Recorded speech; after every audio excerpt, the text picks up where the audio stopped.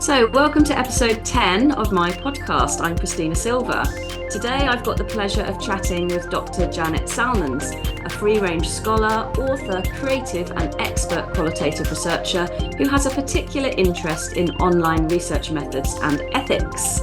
I've been a fan of Janet's work for many years, drawing on it in my own research and teaching, but recently I've been following Janet's thoughts on the ethics of using AI tools for qualitative research that rely on the large language models developed by the big tech companies. In our chat, Janet recounts how she became a qualitative scholar and author and her experience with using Cactus packages. We also chat about her interests in online research methods and how the COVID pandemic has impacted qualitative research undertaken in online contexts.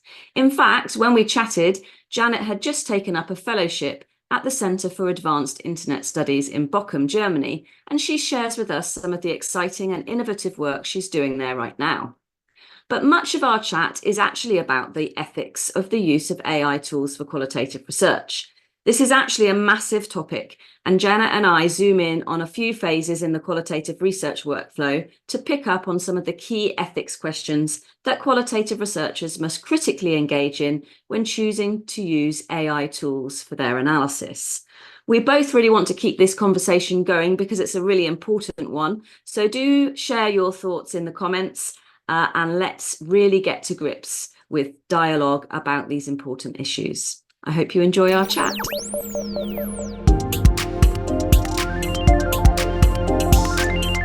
All right. So, hi, Janet. Lovely to have you here. I'm really excited about our chat this afternoon. Well, thank you for inviting me, and look forward to the conversation. Yeah, I think we've got some really interesting things to chat about that the audience will be really engaged about. So hopefully this is the beginning of a bigger conversation that will come out of it around some of our topics. But I know that right now you're in Germany on a fellowship with the Centre of Advanced Internet Studies, and we'll chat a little bit about that later on. But I wanted to start off sort of earlier on in your career. So can you tell us a little bit about where you base yourself usually and what you occupy yourself with in terms of scholarship sort of on a daily basis in the normal situation? Well, thank you. I live and work in Boulder, Colorado, and I'm a qualitative methodologist. So, my interests are in studying the ways that people conduct research and, what the dilemmas and challenges and strategies are and the creative approaches that people are using. Up until very recently, I've been managing Sage Method Space, which allowed me to talk with researchers from all over the world and include their writings, which can be found at methodspace.com, which is now Sage Research Methods community. So I have a real passion for research and a belief that we should do the best that we can to study the real problems that we need to understand as a globally as a society, and I think qualitative methods have not the only contribution to make, but a valuable contribution in terms of providing real insights. So how did your interest in qualitative research come about originally then? So you have a kind of broad interest in research methods more generally, but your kind of particular interest in qualitative research and your experience in that field. How did that come about?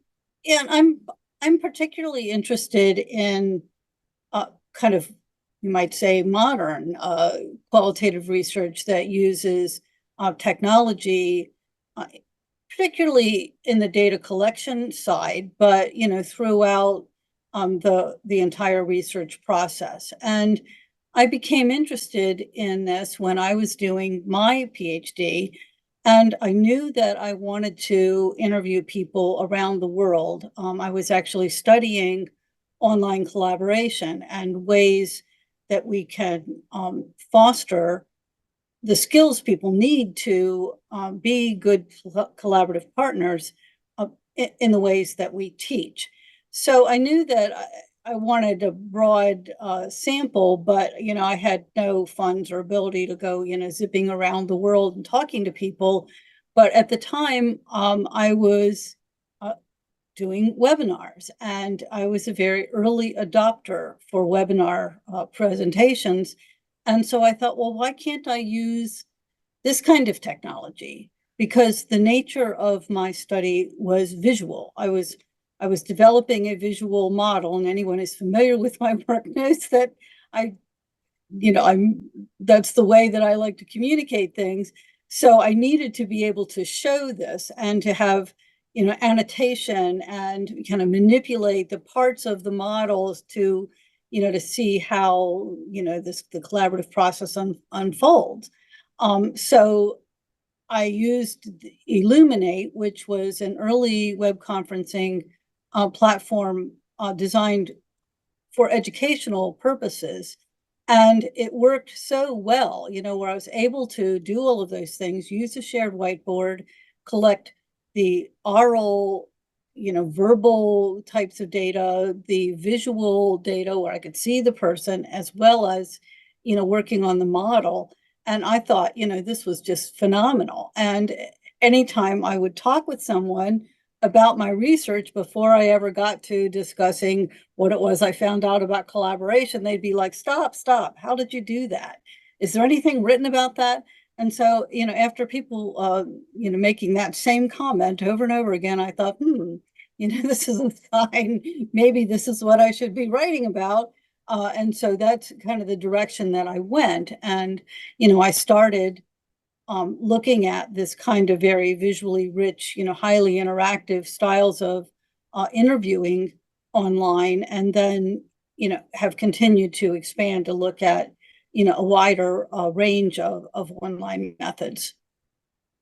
Great. And so you're alluding to this textbook partly in your Yes. work, which the second edition Right. was published in 2021, I think, wasn't it? Which was 2022, I think it's when it finally came out. But yeah, so that's one of a whole series of books where I've continued to develop the ideas and to look at the kinds of questions that I think are important for our researchers to consider when they're making the decision. That it's more complicated than simply saying, well, I think I'll do my interviews on video conferencing. There are a lot of factors that go into making that decision.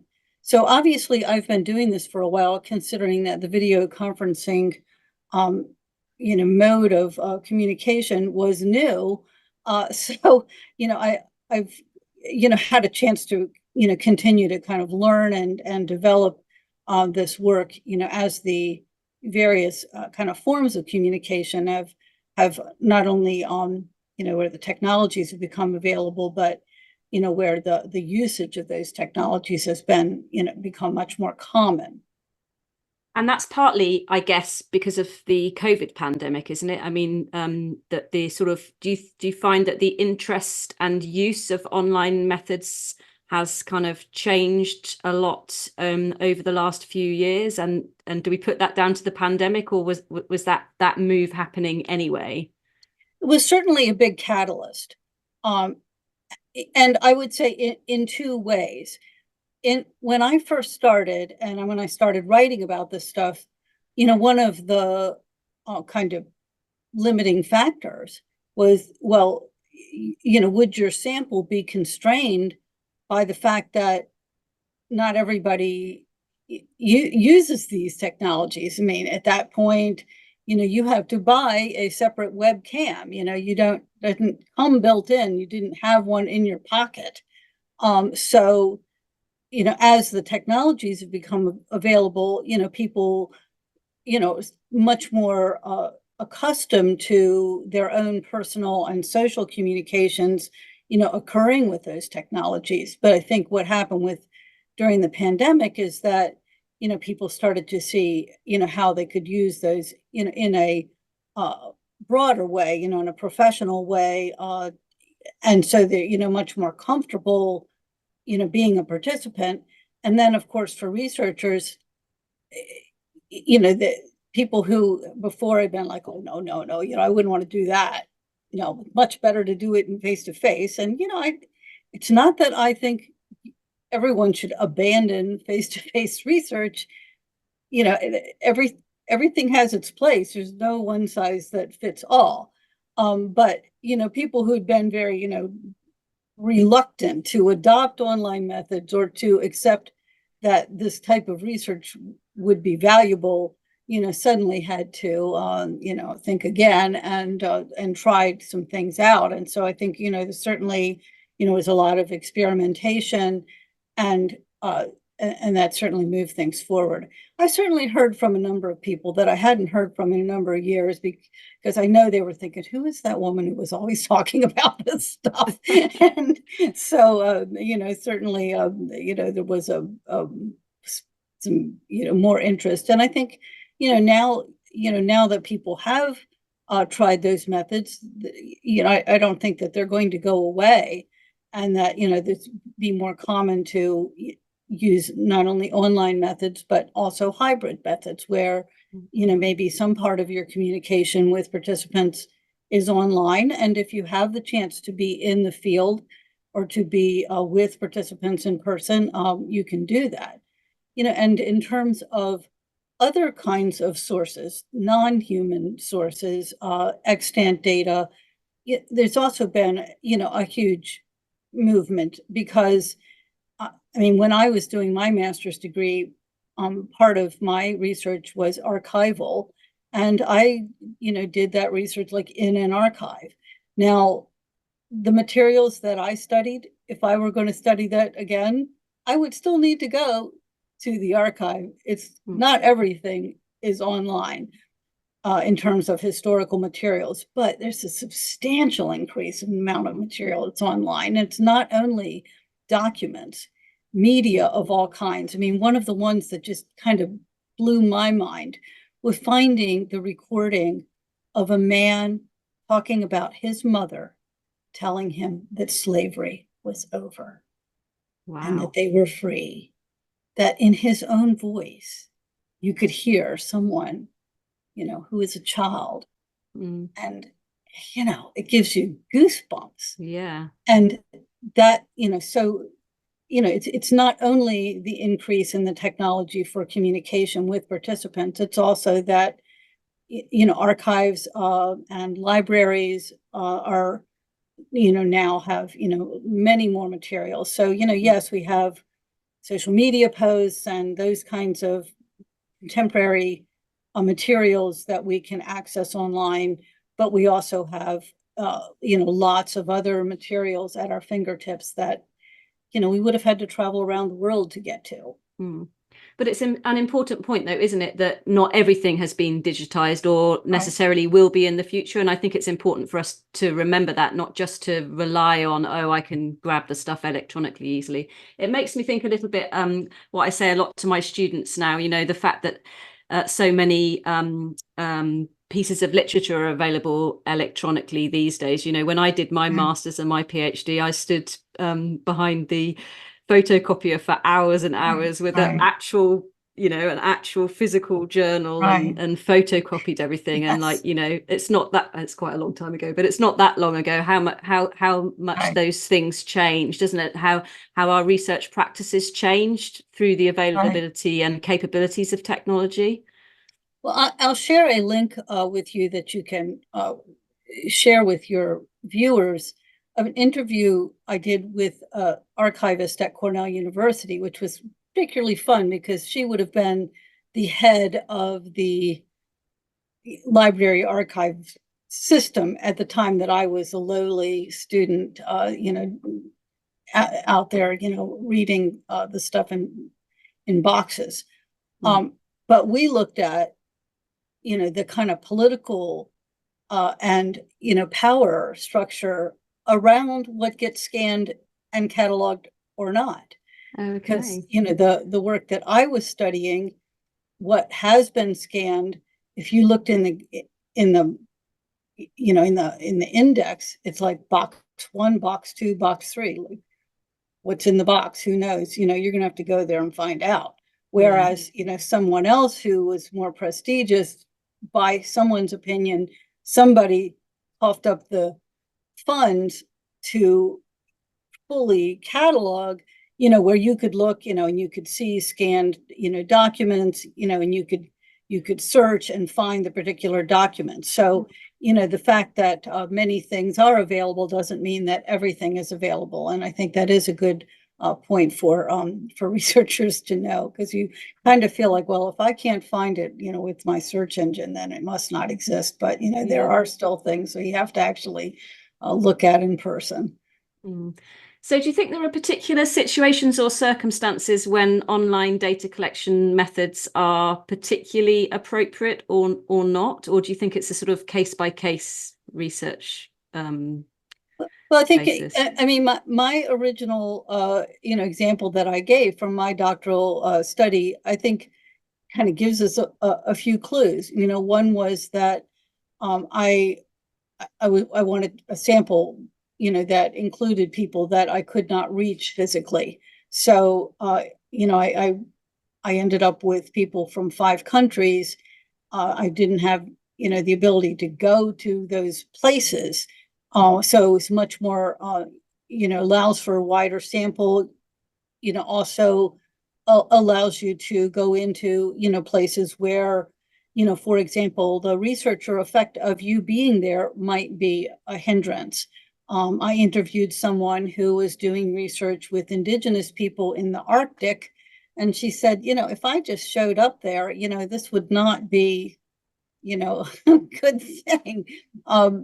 Whereas, doing it online, it allowed entrance into that community, and, rapport building with individual participants without kind of, um, you know, causing more problems than she had intended. So, there's the sampling aspect. Then, with, as I mentioned, with my study, I had a visual component to it. And so just doing a telephone style of interview would not have been adequate. I wanted to see the participants, and I also wanted to use, kind of a elicitation and participatory methods that, I couldn't do just with audio, or just Mm. with, so it does allow you to do, to do a variety of different kinds of styles, and to record the whole thing, Mm. which then plays into the area of your interest with data analysis, that, you could conceivably capture all of that with, a video camera, and, multiple, forms of contraptions to collect the data. But, gee, it's sure easy to be able to just, go on there and do it. I think, with, some kinds of sensitive issues, sometimes people are just a little bit more comfortable. And that's something that you have to gauge, whether that, would be the case or not, in terms Mm. of online interviewing, in particular. Mm. I think, there are some real opportunities there. But certainly, the human presence is something that, is unique, and it's hard to, to put a value on that precisely. I mean, here I am, at the Center for Advanced Internet Studies, where you've got all of these, digital, scholars, but, we sure are enjoying, the opportunity to be together. Mm. So like I say, I don't think that one replaces the other, but I do think that there are, there are real opportunities to broaden and deepen what you're doing, by using either available data, or by interacting with participants.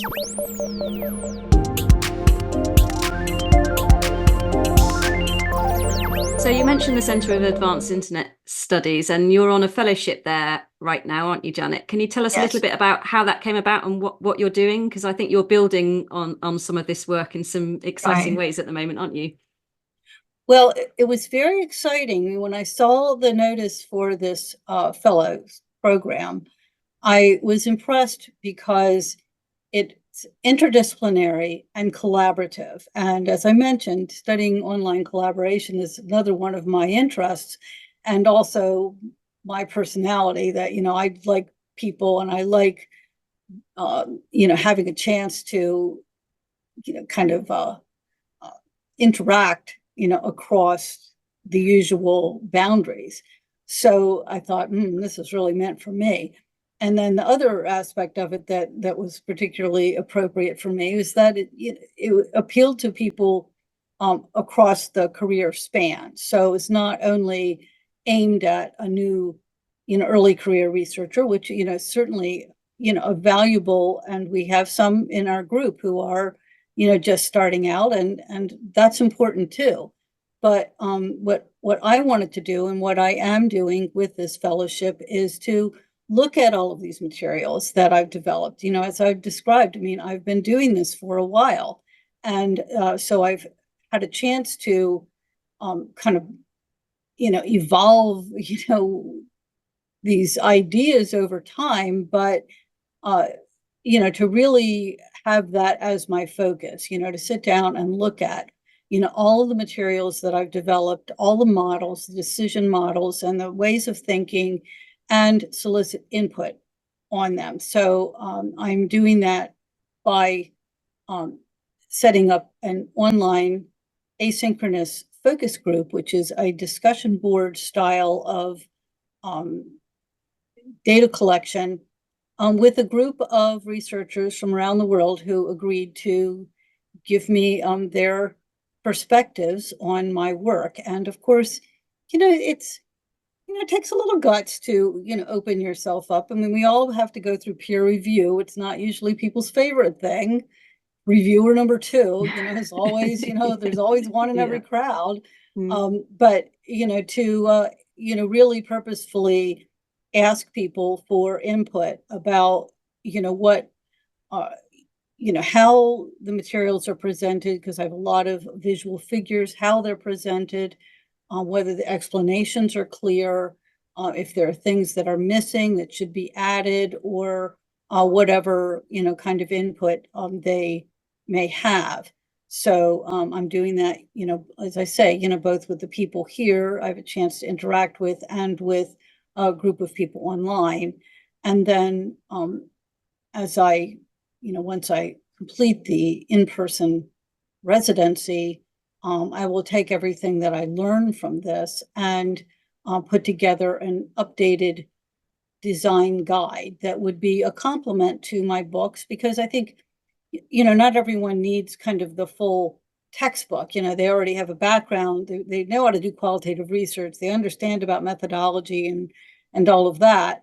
They are just looking at, what do the decisions around using technology mean for, the design and conduct of the study. And so to really, kind of home in on what those questions are, and kind of, not so much providing answers, but frameworks for thinking through those decisions, in the context of your own study. So yes, it's a tremendous opportunity to be here, and to kind of really catalyze, this next stage of the work.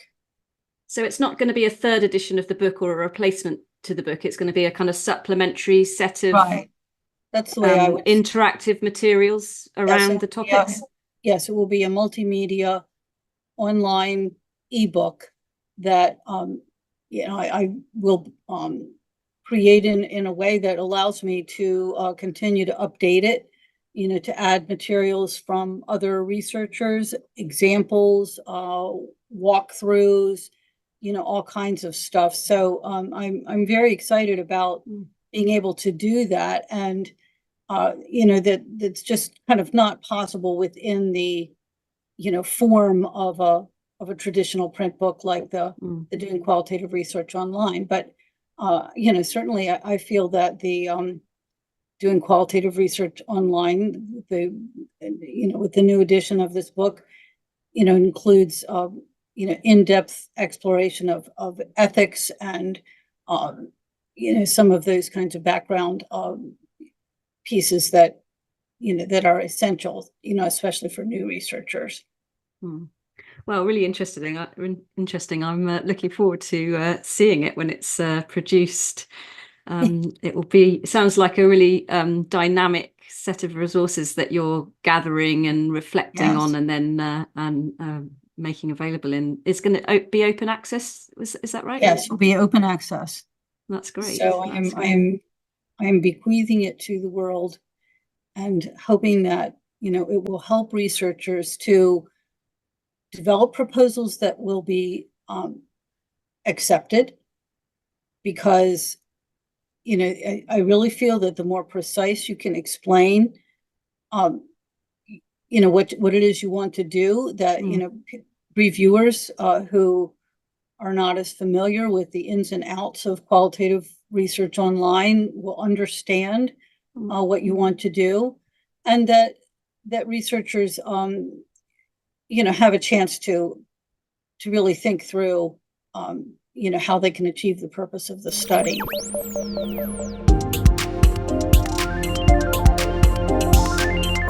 Can we move on a little bit? So you've mentioned ethics and also the idea of data analysis. And as you know, this podcast is focused in the main around thinking about technologies for analyzing qualitative materials. And of course, gathering those materials in the first place, of course, is part of that. Is part of that. But before we launch into some of the things that we're going to discuss, can you just tell us a little bit about your experience of using qualitative software? I know that you've used NVivo yourself, and you support or have supported students over the years in their use of NVivo. So can we start there with a little bit of your reflections on that, first of all? Well, I guess the place I would start is to say, I think the first step is, to have an analytic strategy, before deciding what tools to use. Otherwise it's kind of like saying, well, I'm going to fly. And you're like, well, that's nice, but where are you going?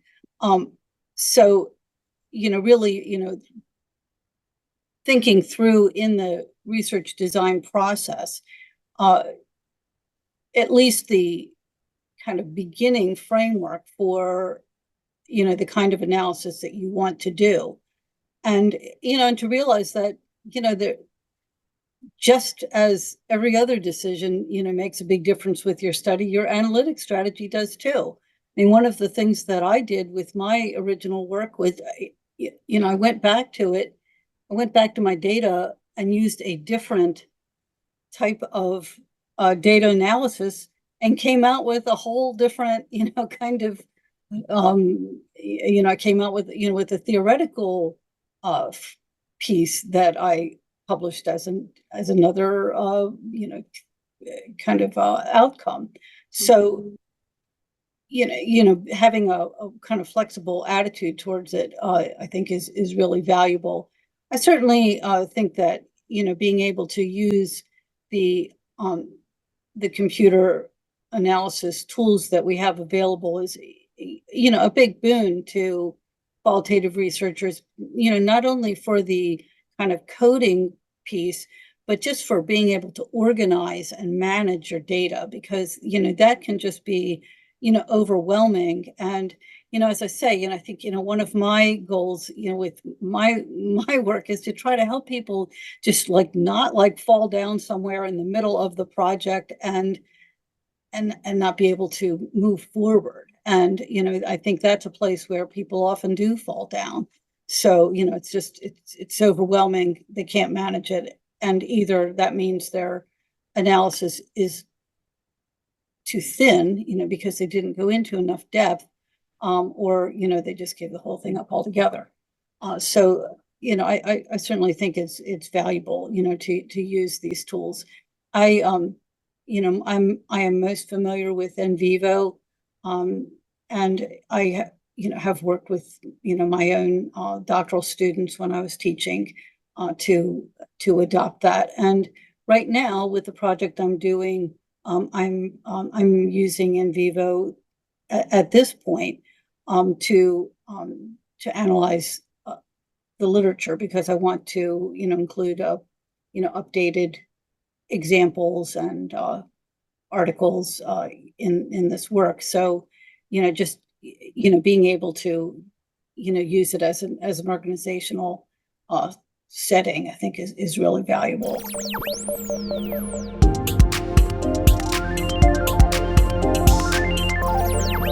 So one of the reasons that we got together today, Janet, is because of the developments that are happening in the space of tools for data analysis. So let's move on and think about that in terms of the sort of explosion of generative AI onto the scene. And as many listeners to this podcast will know, there's been a big development in terms of how some of these qualitative software programs are already harnessing those tools, and a range of discussions and debates around the use of AI for qualitative analysis. So before we dive into some of the specifics, I know that your thinking around this has a lot to do with research ethics. So can you just broadly describe to us kind of what research ethics means to you, first of all, before we get into the nitty-gritty of the tools themselves? Well, to me, research ethics, it goes way beyond, the practices for conducting the study, or the kinds of steps that we need to take to go through an ethics review, whether we're students or whether we're getting funding or part of an institution that requires that. I think it's about, acting with integrity. And, when I was thinking about this, I thought, well, there's being a researcher, which you think, well, that's kind of the doing. We're doing a research project. We're planning and conducting a study. But there's being a scholar, and that's kind of another level of it, which is a commitment to learning and thinking, and being a part of, a larger conversation, and really advancing ideas. And, to me, all of those things, the practice of research, and, the being of a scholar is about integrity. And especially with the modern world and online, remote, everything, somebody's not always looking over your shoulder. So, what kind of person are you, when nobody's looking? How can you exemplify that the highest level, in your own value system, for being an ethical person whose integrity is unquestioned? To me, that's the standard that we need to set. And I think that it's particularly important in this time where, we think about, say, and believe me, I'm not a go back to the good old days, kind of person, but, a lot of the kind of gatekeepers and guardrails, that we had before. You think like newspapers had editors, but, you can go on social media and like, I thought this today, therefore I am an expert on it. That in that world, I think we need to be trustworthy. So, that's where I come from, just to begin the conversation. It's, I feel very passionately about that. And one of those things relates to the development of the large language models that are being used to facilitate qualitative data analysis at the moment, aren't they? What are your main concerns around that? Well, I think that it's been very interesting in just in the last several weeks. Much has been revealed because I kept saying, who was in the room? Who had the conversation of going like, but wait a minute, these materials are not our intellectual property. These are copyright protected. How can we just use them without anyone's permission? And somebody went like, yeah, we can do it because, we're so powerful and so rich that nobody can stop us. And those conversations have actually been revealed just recently, and that is exactly what they said.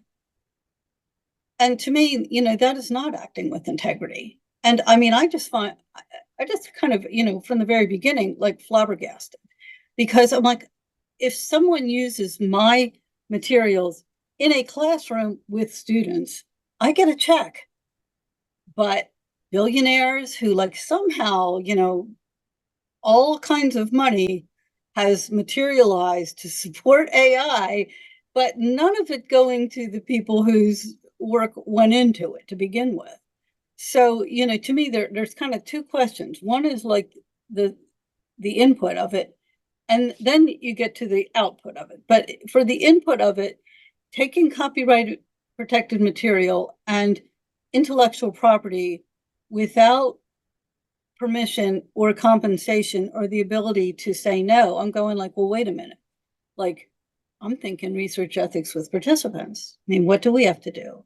We have to inform people about what's involved, what the potential risks are, and that their participation is voluntary. And if they want to get up and walk out the door in the middle of the interview, they have a right to do that. Or if they want to just click the little X in the back corner of that online interview and say like, sorry, I changed my mind, I don't want to do this, that they have the right to do that.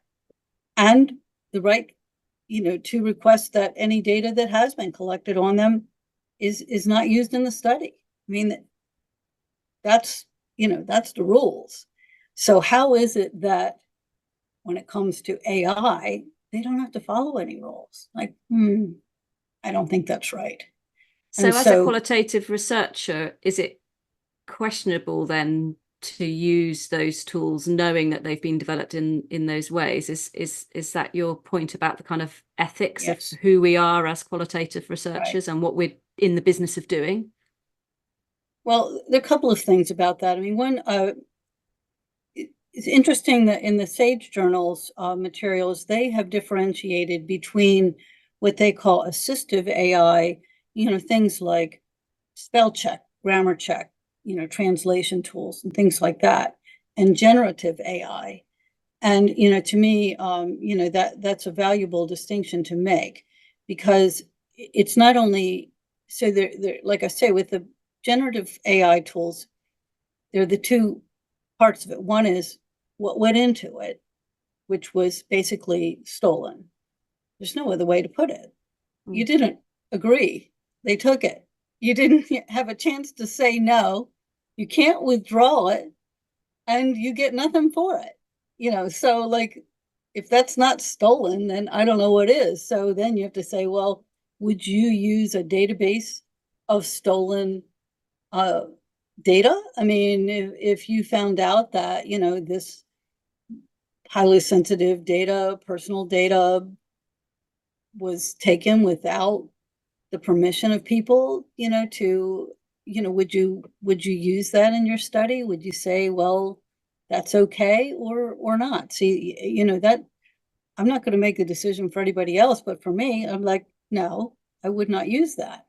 If I knew that it was stolen material, or culturally appropriated, without respect, I would not use it.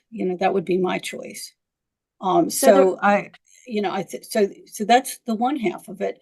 The other half of it is what comes out. So, it's kind of like, I don't want my work fragmented into bits and then reconstituted with, Wikipedia pages and, posts on, Facebook or, wherever else they gathered stuff and spit out, as an answer to somebody's question. There's an integrity to scholarly work. We organize things where we say, here's the problem we're studying, here's where it comes from, the foundations in the literature, here's what I am looking for, here's how I did it, here's what I found out. There's a discipline to our writing. And so to me, if what I am going to incorporate is something that is just a conglomeration of bits and bytes and fragments from somewhere, like that just does not meet the standard of what I think is scholarly work. So that relates, doesn't it, to what we do as scholars, as qualitative researchers, and how we go about our craft, as it were. And so that makes me think about sort of our values as human interpreters. Right. And when you think about the kind of methodological spectrum and think about where the more purist qualitative research sits on that spectrum. So are you talking about, the idea that why would we want a machine to help or do this work in the first place? Is that also what you're getting at? I think that is part of it in terms of if we choose, there are other jobs you can do. Like if you don't like reading and writing and doing research, like you don't have to be a researcher or a scholar. I mean, you could do a different job. If you don't like doing this, then maybe like you're in the wrong place. There's a value in reading the actual article. I'm not interested in what AI summarized from an article, because it might be that the parts they pick out would not be the parts that I'm looking for, or that there's something that I didn't even know I was looking for that I'm going to discover by reading it for myself. So to me, I'd much rather have the robot be, washing the dishes and, serving coffee at 11 a.m. than, reading my stuff for me. So there's certainly, that part of it that I just think, the experience of doing the work is of value, and that's what it means to be a scholar, is that you're doing the work. So I think, taking some thought about, how you use the tools that are available and what tools you choose to use, is very important. And I have to say, besides, my angle on it, in looking at the respected publishers of journals and the ways that they are updating their requirements, they're if you're going to, for example, use generative AI, not an assistive tool that is just going to, help you do what you are doing, but a tool that's like you want it to do it for you, your publication opportunities are going to be very limited. Just this past week, I read, that it was, the author who had been cited in fabricated references, who noticed that he'd been cited for things that were completely fabricated. And most journals are like, I don't want to be the one that's like going to be publicized for having, fabricated information, fabricated verbiage in the article, and fabricated references. Like, I don't want my name on that. So journals are kind of waking up to the need to be much more upfront about what's acceptable or not. So from my point of view, so you've got, what are your publication opportunities, and how are those going to be limited if you have used this in your writing process? If you've used ChatGPT or these other, generative tools, how is that going to limit what you can publish? And then there's the other interesting thing is like, it's not like this is settled law, and, it's being, litigated and considered, at this time. And there's one quote that I wanted to share with you from the the journal Science, where they were talking about, first of all, there's the question of fair use. And again, going back to our earlier conversation about the materials being, swiped to train these tools, and then arguing that it's fair use. And I'm thinking, like I was pretty much schooled in fair use when I was teaching, and like, this doesn't really cut it from my point of view. But, and they were saying, well, generally it's non-commercial uses that were, that was kind of a criteria for being fair use. But, then they say, well, copyright lawsuits are now underway, have substantial implications for the future of generative AI systems. If the plaintiffs prevail, the only generative AI systems that may be lawful in the United States would be those trained on public domain works or under licenses, which will affect everyone who deploys generative AI and integrates it into their products and uses it for research. So, if you are writing something and you've used a generative AI tool as a part of your writing, and then the rules change this year, next year, or 5 years from now, then, what happens to that piece of writing? Well, maybe you're someone who is far enough in your career and you go, well, if that article is taken off my CV, big deal. But if you're like, a student who is in the middle of writing a thesis or dissertation, this might be something that you'd want to really, think about very seriously. So does that litigation potentially relate not just to the writing, so not just to using generative AI for writing, but also using those models for analysis as well? Do you know? I haven't seen anything that has spelled that out, but I think once again, it depends. And here's where, we really need to be able to scrutinize the particular tools, how they're developed and how they operate. Because, someone just asked me the other day, they're like, well, they were considering the possibility of using like ChatGPT in data analysis, like putting the data into ChatGPT. Well, once you put it in there, you can't take it back out. It's now in the public domain. So anything you enter into those tools is now in the public domain.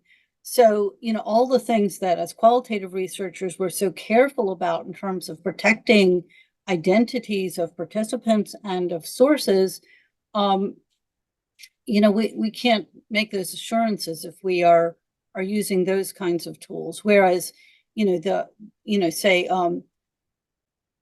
the respected data analysis software packages that have some AI functionality and have built in some safeguards, I think that that's a different situation. So, to me, one of the things that we really need is, the ability to evaluate,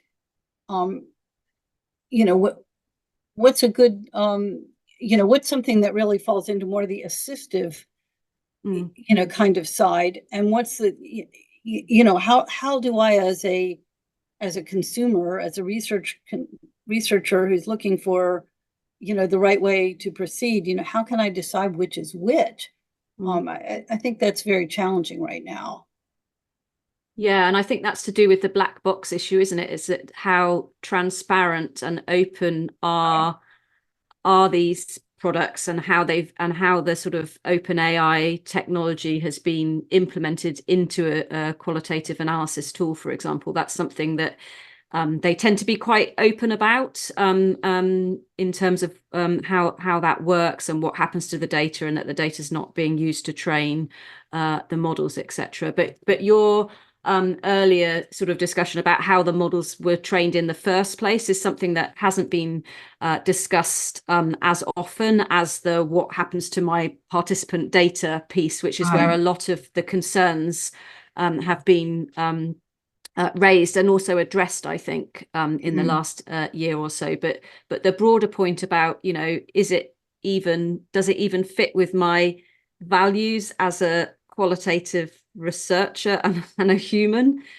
to be using tools that have been developed in that way. And for me, it's not just only the copyrighted materials and the lack of consent or acknowledgement of that, but also the potential exploitation of the people who were tagging the material in the first place as well. So there's lots of sort of ethics issues that infiltrate it, and I wonder how long it will be before you mentioned the sort of journals and how they may be starting to change their parameters in terms of what they will and won't accept, but there'll be hopefully some sort of broader guidelines developed around what's appropriate in terms of qualitative research more generally. Yes, and I feel like, as a research community, we need to push back, because, I mean, as we know, none of these platforms are neutral, and they're pretty much all commercial. I mean, which means they have a product to sell and they want to make money selling their product.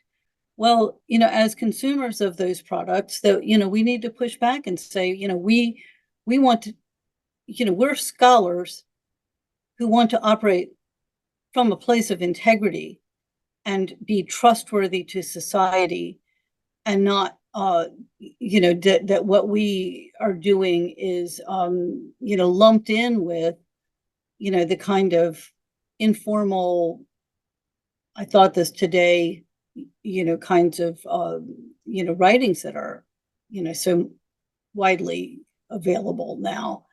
We're different, and we need a different level of care, in the tools that we use, and to push back and ask for those things. And I think, it's hard because we're all, just individuals. It's not, I mean, last summer in the United States, when the writer's strike was going on, and I thought, well, that's nice because they have a union and they can all, kind of go in together and say, when it comes to AI, these are the things that we demand. But for us, we're all just, kind of on our own. I think it's much more difficult. But as a community, I think that it's something that we need to push for. So how might that happen then, Janet? What might be something that we can do to sort of come together as a... People like you and me need to be, talking about it and raising the questions, and hopefully giving people some criteria to start, looking at, like, well, wait a minute, what kind of tools, am I using? Maybe using ChatGPT to generate, my social media post might be okay if that's what I want to do. But, maybe when it comes to writing my academic papers, maybe not so much. Maybe it looks like easy, but maybe that's going to be, a bigger can of worms than I want to take on, or, to really reflect on, like, what are my values about the work that I do. And, when I put my name on something, what does that mean? I mean, I can tell you right now that if you read something that's got my name on it, I wrote it. For better or for worse, I wrote it, and I'll stand behind it. I mean, I'll take, input on it, but, and, criticism on it, but it's mine. And so, how do we help researchers and new researchers to realize, like, there is a value in that, to having some pride in your work, and to really be able to feel that you put in the effort, and it means something to you, and it's coming from a place where you can feel that you've absolutely contributed your best. So for me, it's apart from sort of in my role, it's all about kind of raising awareness of what's out there technologically and what the potential impacts are on methods. So these kinds of discussions are all kind of part of that, and sort of not just raising awareness, but building capacity in their use in appropriate ways within particular contexts. And for me, I see this partly as an opportunity to discuss these sorts of issues, and particularly sort of reflexivity in the qualitative space. When we start to use generative AI for different aspects of our work, and of course we've been honing in on just a couple of different places in the research cycle where AI can be used, but really it can be used throughout the research journey. So this is a kind of really wide-ranging conversation. But for me, it allows, when I think about students and how I might teach these tools or their availability or considerations, it's another aspect of reflexivity, isn't it? The kind of, Trina Paulus and colleagues talk about technological reflexivity, and the idea that the choices that we make, you alluded to it earlier as well, actually. So the choices we make about technology have consequences. Yes, some of them might be positive, some of them might be negative. But for me, this is an opportunity to really talk about that in a lot more depth than we maybe have done previously. So that's the way I'm kind of thinking about it, because you said something on LinkedIn a couple of weeks ago that along the lines of, just because everyone's doing it, does that mean it's okay, kind of thing. And I definitely agree with that as a caution. But people are using these tools. So from my perspective, it's about ensuring that they're using them appropriately and thoughtfully, if they are going to use them, which I guess is partly where you're coming from. But as a kind of community, where this goes, I think, is going to be really, really interesting in the next months and years. What are your main fears around that? Well, I think we're in such a difficult time. I mean, globally, with misinformation and disinformation, and diminishing trust in institutions, and diminishing even value of higher education, a lot of attacks on everything that we do, means that we need to really do what we can to not kind of give more opportunities for for that. We need to be better, and really take a moral stand about the work that we do. And to me, again, going back to my earlier statement, it's just like, if you're using a tool that is based on stolen material, how do you reconcile that with being someone who operates with integrity? That, and if you are, then how are you going to explain that in your writing? Because if you're going to publish in any kind of scholarly journal, you've pretty much you've closed the door to that. If you're transparent, if you say that you've used it, then you can't publish. So then are you going to lie? Well, then that's even worse.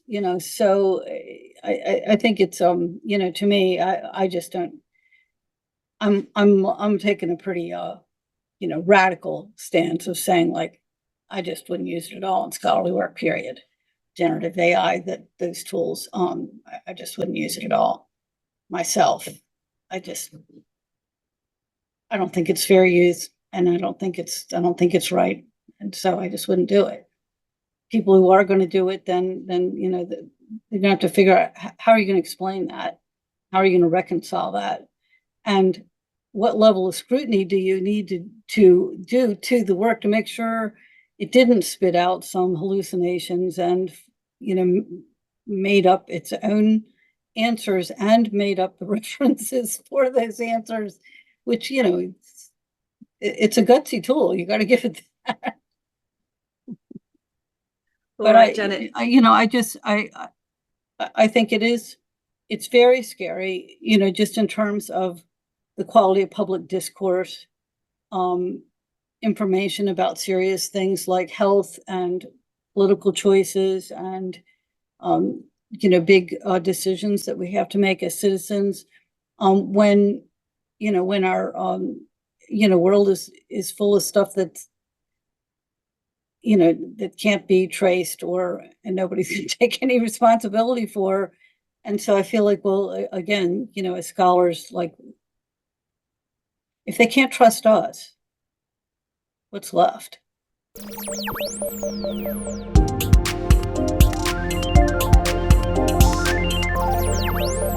I mean, clearly, this is a matter of pretty broad, discussion, not only in the scholarly community.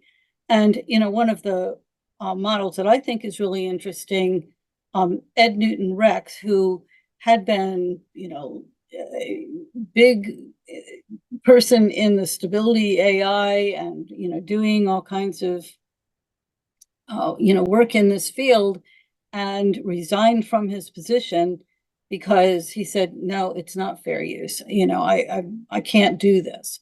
And he's now developed something called Fairly Trained, where they are, you can have your tool can be certified that, it has been fairly trained. So then, it will be a little, a seal of approval that you could look for to say, okay, this is a legitimate tool to use. And so this is a fairly new thing. And I'm in discussion with him, about, how this kind of approach might be applicable to research tools.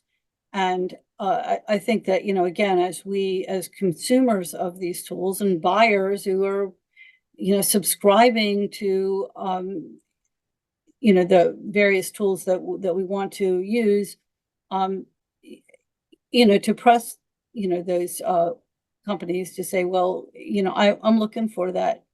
I'm looking for that Fairly Trained or some equivalent kind of verification before I use this. That then, that may push us into a better direction where, the good aspects of these kinds of tools, the kind of underlying technology, can be used in a way that we can feel, reflects our values as scholars with integrity. So that would involve the development of models specifically for research purposes, which were only developed using material that wasn't It's stolen licensed. in the way that you described earlier. It's either either it has a license, it has a permission that the owner of that intellectual property, they're either being compensated or, they have the choice to say, no, I don't want to participate. Don't put my stuff in there. That, and that's, that's going to take some, a different way of development than the style that's been used so far. So, but if there's, if the pressure is coming from consumers and from regulators like U.S. copyright, if they, begin to act, then, we may see some more positive movement, and that's certainly what I'm hoping for. Yeah, and the litigation that's happening at the moment, the cases that are happening at the moment might be part of that process, mightn't they? Right. Yeah. I mean, just since we talked recently, another giant lawsuit has been, filed in the U.S. From multiple publications saying, sorry, you can't just like take our stuff that subscribers have to pay to access and then spit it out and give it to people free, and also not in its original form. So it's, may have erroneous information that you've like pasted in with it. Like, no, you can't do that. So I think we're getting, we're starting to see some pushback. Like I say, it's not like scholars are the, everybody's going to sit up and listen to, but some of the bigger players that have more clout, I think are starting to speak up. So in the meantime, I think, we just have to, kind of, as you say, be reflective and reflexive and think about our values. And, I would like us to, as a community, to elevate, the role of a researcher, that it's not just something that you just do, that there's some, something purposeful and meaningful about that role that we want to uphold. And that when we say, I'm a scholar, that, that people will understand that that means something. So that's what I would put out there.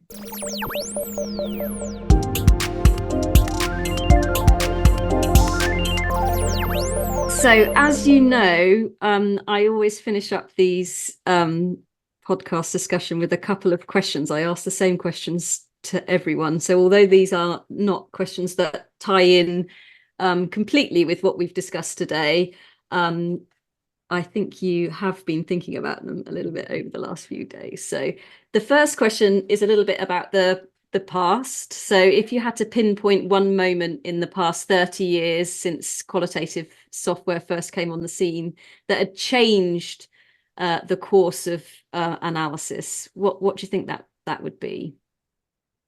Well, one of the things that I think is really significant is, the movement from focusing on text primarily to multimedia, multimodal forms of data, which call us to analyze things very differently, and to, like say in the early days where people would just be, say, describing something or transcribing the audio, and then, so you wind up with text, but instead to really, look more fully, at those kinds of data. And I really like the work of Gunter Kress, who was somebody who was way ahead of his time in talking about multimodal literacy. And, to me, as researchers today, we really need multimodal literacy, to be able to understand, the kinds of data that is available now. I mean, we think about, the ways that we communicate, how that has changed, over the time that, since the internet, started being commonly available. I mean, here I am in Germany, but, I communicate every day, with family members and friends, all over the world, where, they can see me and I can see them. I mean, it's just, it's amazing.